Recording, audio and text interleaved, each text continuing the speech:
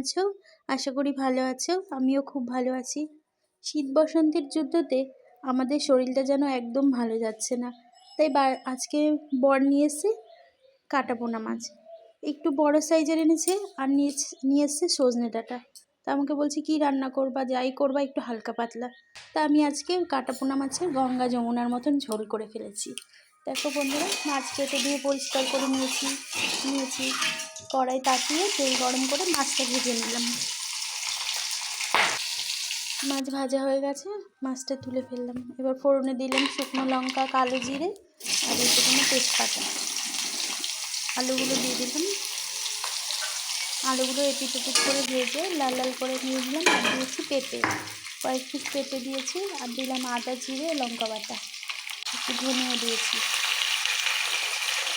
ভালো করে কষিয়ে নিলাম। টমেটো আর দিলাম হচ্ছে তোমার একটু লবণ আর একটু সামান্য চিনি আর হলুদ গুলিয়ে রেখেছিলাম, হলুদ বাটাটা দিলাম। দিয়ে ভালো করে নেড়ে চেড়ে কষিয়ে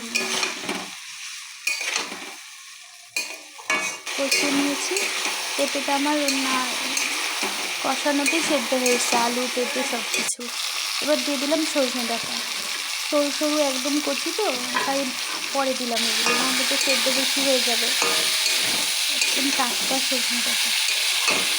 এবার আমি জল দিয়ে দিলাম। এবার জল ফুটে আসছে, এবার মাছটা দিয়ে দিয়েছি। এবার কিছুক্ষণ রেখে দিলাম, মাছটা হতে থাকলো। আর আমি এদিকে নিয়ে আসতে গেলাম ধনেপাতা, বিলেতি ধনেপাতা। তোমরা এই ধনেপাতা তোমাদের কার কার বাড়ি আছে বন্ধুরা কমেন্টে জানিও।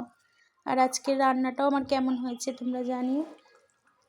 যখন তোমাদের শরীরটা খারাপ থাকবে, হালকা পাতলা কিছু খেতে ইচ্ছে করবে, তখন এই রেসিপিটা করে খেতে পারো তোমরা।